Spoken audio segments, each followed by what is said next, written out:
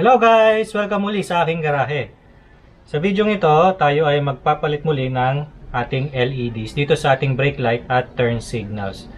So nasolusyonan naman natin yon before, na panood nyo siguro yung aking paglalagay ng resistor sa ating turn signal para hindi siya mag-hyper flash.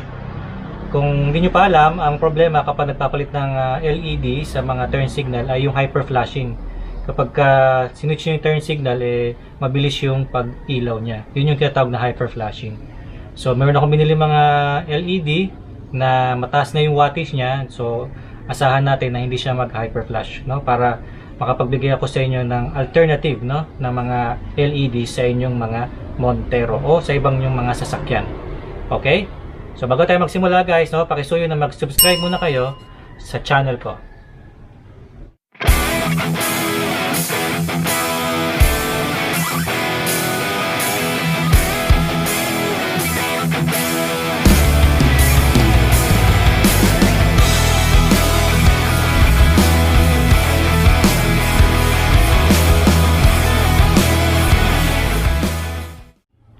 Alright guys, ito yung mga kailangan natin na mga LEDs. So ito yung gagamitin natin sa turn signals.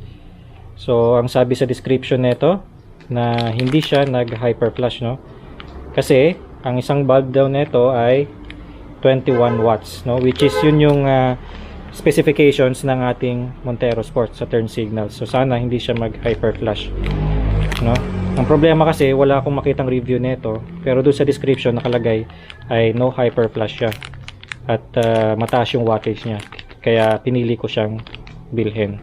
Tapos ito naman yung lalagay natin sa park light at brake light, yung magkasama na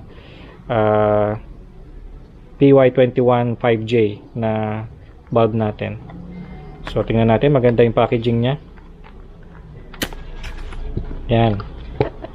So yan yung ating ilalagay sa brake light. So tinanggal ko na guys yung ating resistors na nakalagay sa ating mga turn signals tsaka dun sa ating brake light. So i-install na lang natin ito. Okay guys, so install natin.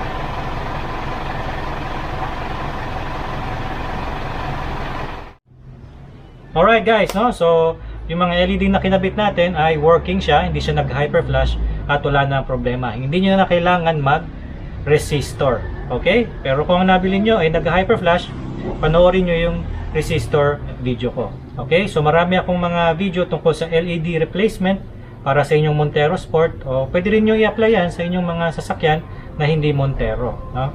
Kaya marami na kayong matututunan sa aking mga video tutorial tungkol sa pag-replace ng halogen bulbs ng inyong sasakyan, lalo na kung Montero Sport Gen 2 ang inyong mga kotse. Alright guys, so kung natuto kayo sa video ito na gusto ninyo, pakisuyo na i-like ito, mag-subscribe kayo guys, at pakiclick yung bell icon. Maraming salamat muli guys, sa uulitin.